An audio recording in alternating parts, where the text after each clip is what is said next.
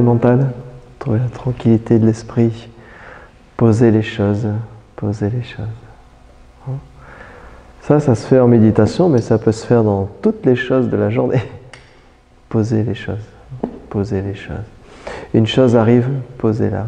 Ne laissez pas le mental commencer à blablabla, blablabla. Beaucoup de blablabla pendant le voyage. Il y a tellement de choses, les 5 sens, tout est ouvert. Tellement de choses à découvrir. Mais peut-être pour découvrir la chose, il faut aussi la poser. On a l'habitude de regarder avec les sens, avec le mental, avec notre savoir, avec l'intellect. Mais on peut aussi découvrir les choses en posant la chose et regarder simplement. Bon, on a tendance un peu à tout photographier. Et vous voyez que quand vous prenez la photo, l'instant où elle est prise, ça perd déjà. Hein? Après, vous montrez les 10 000 photos que vous avez faites à votre famille, ils s'endorment. Hein? Parce qu'ils voient un truc, une image plate, il n'y a pas tout l'essence. Hein? Par exemple, au Wudang, tant que vous n'avez pas été, vous ne pouvez pas ressentir. Hein? Mais souvent, en étant devant les événements et les choses, c'est comme le mental est tout de suite en route, le savoir est tout de suite en route, ou le vouloir est tout de suite en route. Donc c'est ok, ça se fait aussi comme ça. Hein? Mais peut-être à des moments il faut poser, voir la chose et qu'il n'y ait pas de distance entre l'observation, l'objet observé, l'observation et l'observateur. Donc on a l'impression de découvrir les choses, de se rapprocher des choses en créant beaucoup de choses, d'agitation, on va mentaliser, on va tout mentaliser. Et des fois on passe à côté de la chose essentielle. Donc ça c'est important de voir autrement qu'avec les 5 sens, le système mental, l'intellect, le savoir, tout ça. On a déjà accumulé beaucoup de connaissances depuis l'école.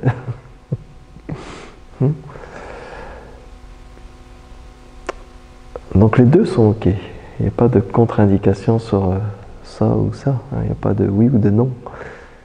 Mais c'est intéressant de voir aussi comment tout se met en route. Et en voulant tout prendre, on n'a rien. C'est comme du sable entre les doigts. On veut tout saisir, on veut tout comprendre. Et puis ça glisse, et ça glisse. Donc ici, on cherche juste à voir dans la méditation, à voir les choses se poser. Donc le corps se pose, plus agité, il n'est plus dans une direction spécifique. Il se pose, il est entre terre et ciel. Ni trop yin, ni trop yang. Ni trop agité ou trop endormi. Il faut trouver le juste équilibre.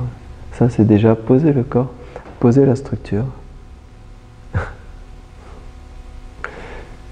Et ensuite, c'est les sens, les 5 sens. Donc au départ, le bruit peut nous déranger, puis progressivement, ça se stabilise. Même s'il y a du bruit, ça se stabilise. Trouver le silence dans le bruit. Les sensations du corps, il peut y avoir des tensions dans la posture. Donc même dans les tensions, vous pouvez trouver la tranquillité. Vous n'attrapez pas. Vous n'attrapez pas le bruit, vous n'attrapez pas la tension. Les sensations du corps, vous ne les attrapez pas. Comme le voyage en Chine. C'est comme les 5 sens. Les 5 sens sont pleinement ouverts. Pleinement. Mais il n'y a rien qui est attrapé. Donc dans la méditation, vous n'attrapez rien. Parce qu'il n'y a rien qui tient.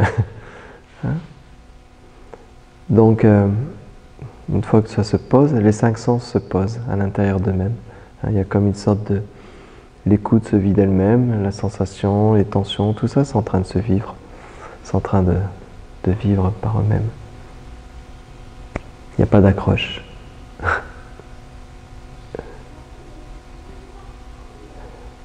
Et ensuite, le jeu du mental, lui, il est un peu plus subtil. Il est un peu plus... on ne peut pas l'attraper, mais on est quand même accroché. Mais c'est plus délicat, on ne cherche même pas à maîtriser, mais à voir le jeu du mental. Parce qu'on est comme l'énergie du mental, et on est comme inclus à l'intérieur de ça, il y a comme une sorte de réalité entre, entre ce qui est perçu et puis cette réalité des pensées, et puis c'est comme il y a une sorte de réalité à l'intérieur. Et on accroche, on ne laisse pas la pensée se poser. On découvre, ah j'ai une pensée, je vais faire des photos, cette pensée-là, elle est bizarre. Je voudrais en savoir plus, mais qu'est-ce qu'elle me dit? Oh là là là. Non, on pose, parce que si vous ne posez pas, vous ne pouvez pas observer. Donc il faut poser, il faut laisser les choses se poser. Donc une fois que les choses se posent, l'interne, l'externe, les sens, le mental, les pensées, ça ne veut pas dire être sans pensée. On ne cherche pas à contrôler les pensées. Parce que si on contrôle les pensées, c'est comme on vient la saisir. On essaye avec une pensée de faire quelque chose de mieux. Si ça existe, ça.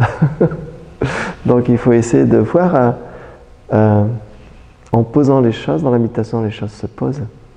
Mais même si vous n'êtes pas en méditation, les choses se posent.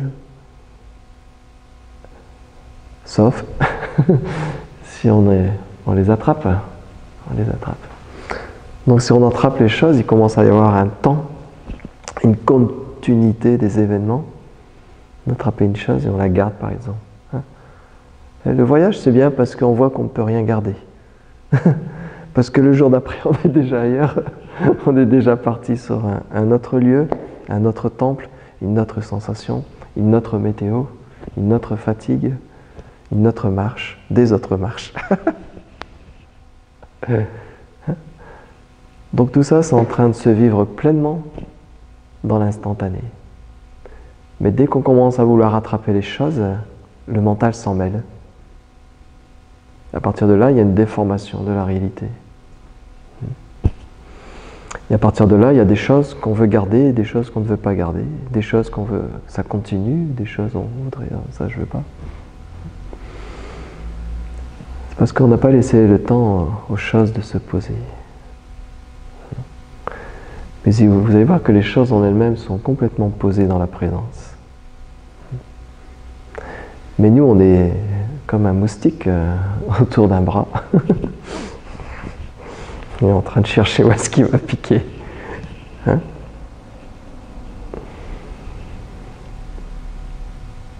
Donc ça, c'est intéressant de voir comment ça se passe à l'intérieur. Donc pour ça, bien sûr, il faut être pleinement présent, pleinement conscient des sens, du corps, de ce qui se passe. C'est ça aussi, c'est voir ce qui se passe, voir ce qui se passe. Donc au début, c'est pas très évident, parce que quand on regarde ce qui se passe à l'intérieur de soi, il y a beaucoup d'agitation,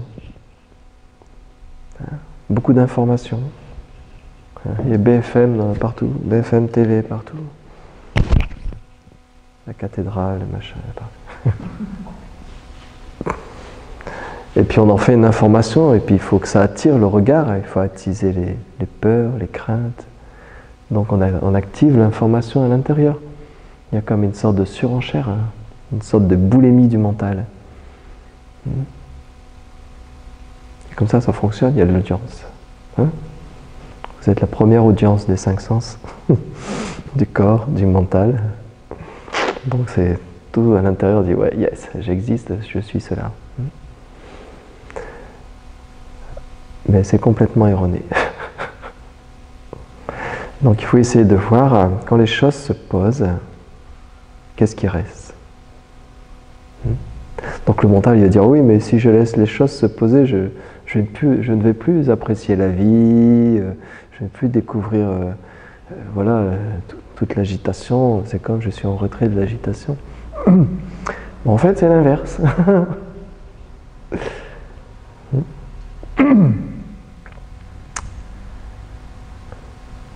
C'est comme vous observez quelqu'un qui est en train de crier dans une situation, il ne peut pas voir la situation, il est en train de crier.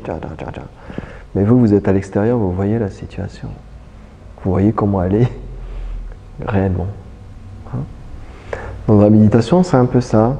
C'est voir les choses qui sont en train de se passer.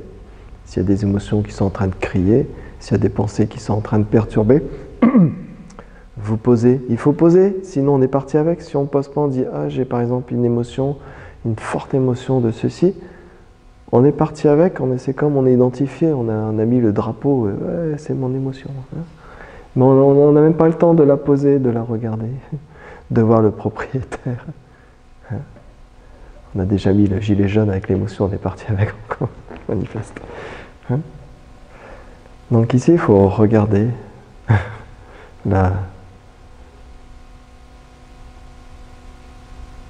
l'écoute même, le regard même. Par exemple, si vous regardez l'espace ici, il y a plein d'informations, tout arrive. Les couleurs, vous savez à peu près combien ça fait en mètres carrés, vous savez à peu près ce qui est écrit là-bas. Enfin, pour moi, j'ai des affiches, enfin, c'est un peu loin quand même. Mais vous avez déjà une définition de la salle carrière qui s'opère. Si quelqu'un a l'habitude de pratiquer dans une toute petite salle, pour lui c'est une très grande salle, inversement aussi. Donc on a des paramètres, tout ça, ça arrive, c'est magnifique, instantanément. À un moment donné, toutes les informations, on ne prête pas d'attention aux informations. C'est-à-dire qu'à travers même l'espace, le regard est vu. C'est-à-dire que il n'y a pas de distance, il n'y a pas de un seul millimètre où vous n'êtes pas là.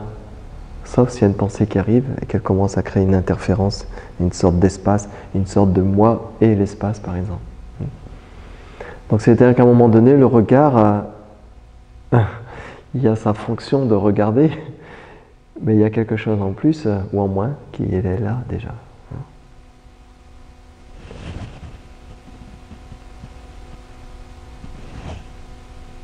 Et c'est pareil avec tous les sens, avec toutes les choses, tous les objets, ce qu'on appelle les objets dans le bouddhisme par exemple, les objets, tout ce qui est perçu est posé instantanément.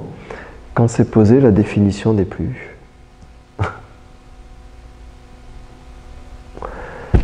C'est-à-dire que le mental peut, dans la seconde ou les 2 secondes qui suivent, commencer à donner quelque chose là-dessus.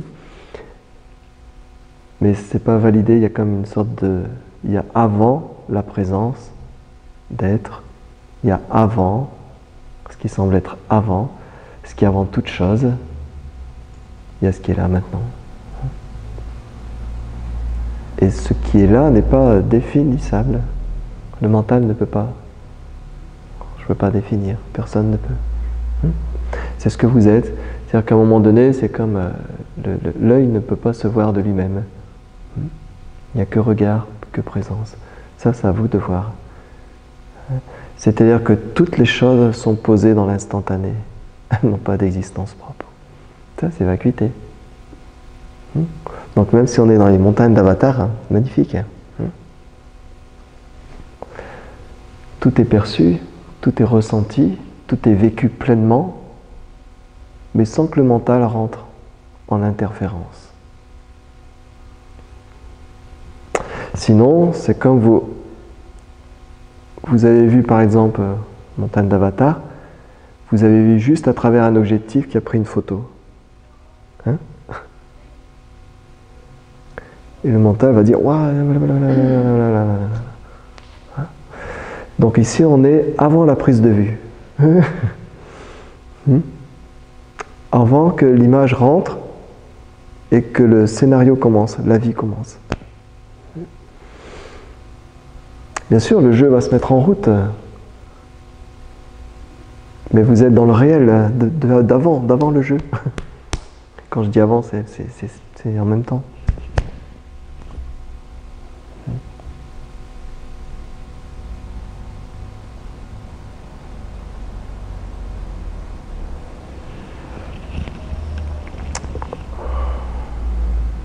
Donc il faut voir ce que vous pouvez confirmer dans l'instantané.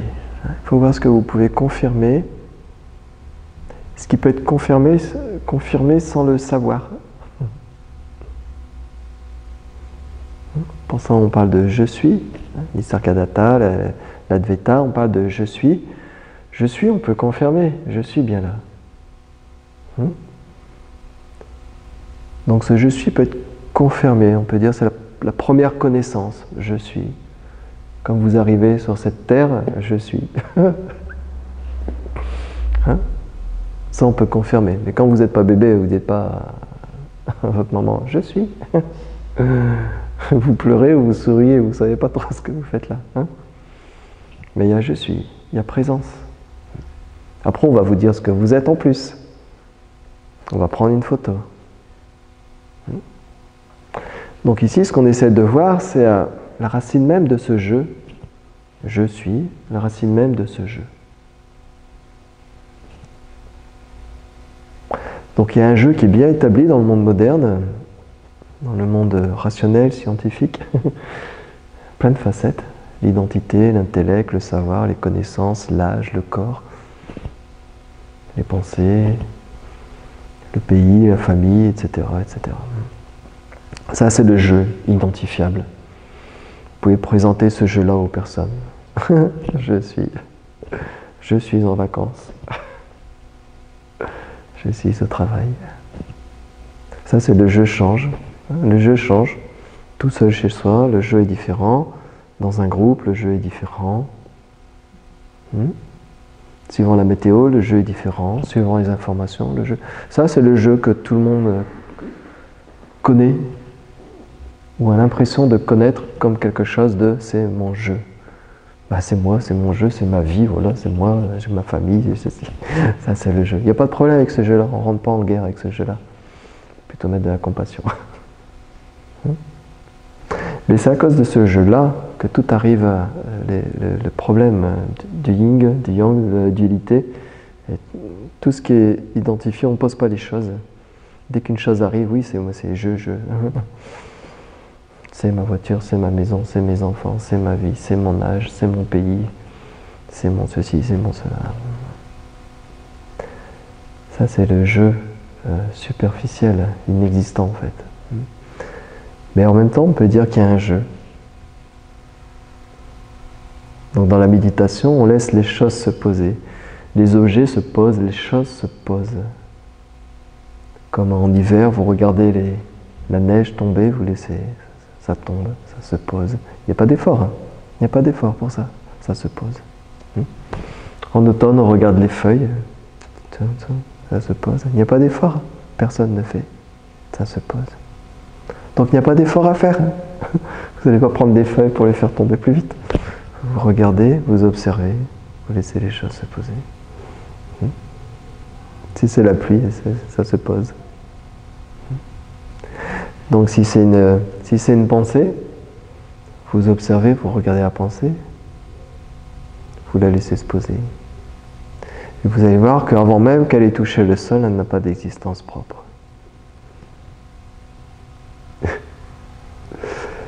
Donc s'il n'y a pas de pensée, il n'y a pas de penseur.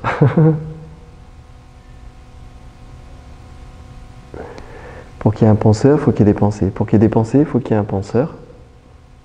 Donc c'est à vous de voir, progressivement vous poser.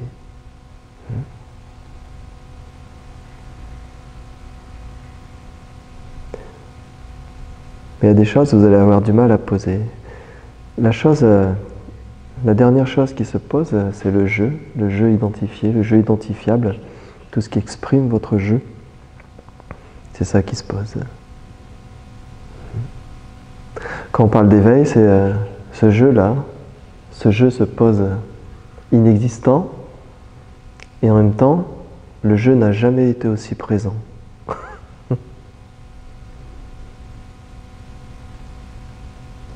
Comment dire ça? C'est les choses se posent. Ce qui n'est pas là, c'est posé. Mais vous pouvez toujours dire je suis. Par contre, ce n'est plus identifiable. Donc soit c'est la dépression, soit c'est la libération.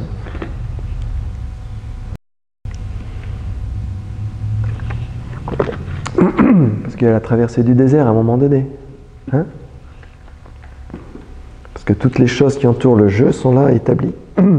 Et puis à un moment donné, il y a comme... il n'y a rien de réel, d'existant, d'existence propre. Mais comme on a identifié à toutes ces choses, d'un seul coup, il y a Bruno, il vous dit, mais non, toutes ces choses n'ont pas d'existence propre.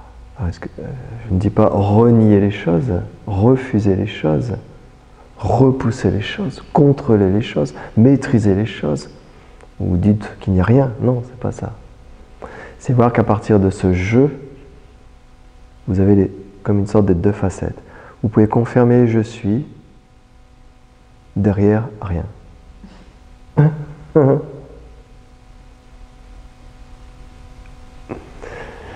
C'est-à-dire que si vous allez regarder par exemple les montagnes d'Avatar ou les magnifiques temples au Wudang ou tout ça, ou même dans votre pratique, il y a présence complète, mais la photo n'est pas validée. Parce que dès que la photo est validée, c'est mis là-dedans, chacun aura son propre album de photos avec sa propre définition, etc., etc. Donc ce qu'il faut voir, c'est avant que la photo soit prise maintenant, uniquement maintenant, avant que la photo soit prise, voir ici ce qui est.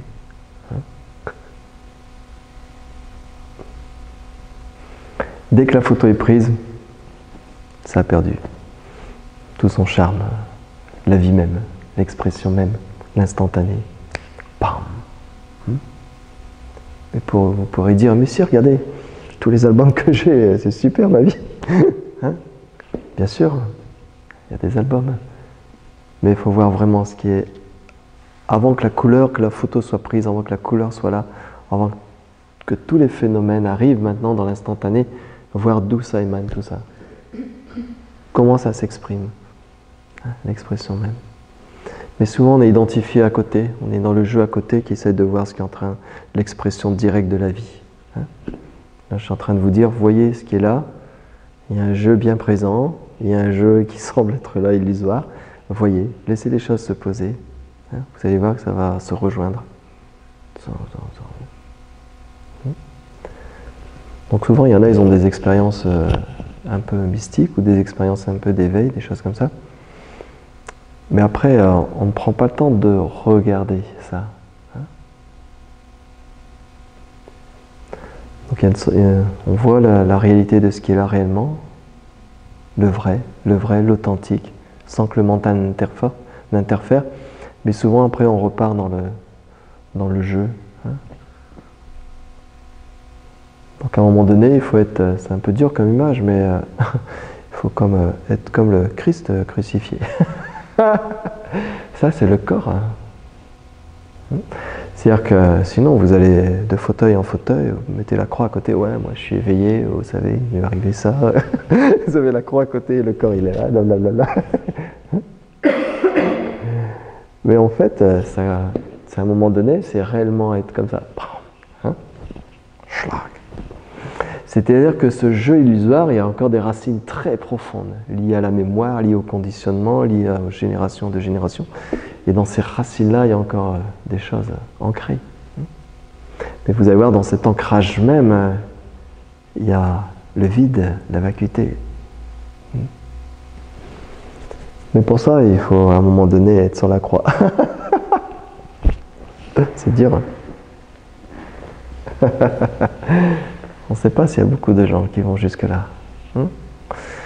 Mais si vous, à un moment donné, il y a comme une sorte d'extase, de jouissance, d'éveil, d'expérience directe avec ce que vous êtes, vous allez voir que ce n'est pas trop gênant, cette posture.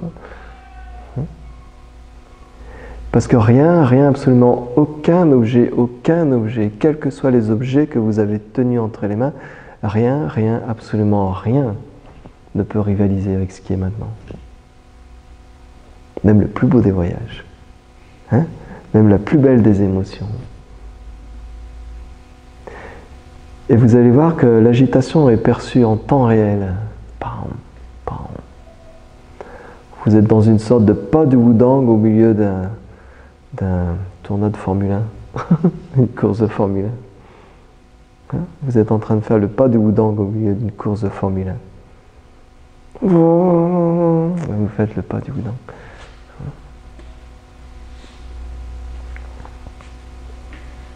Comme ça. Ok, on fait le salut.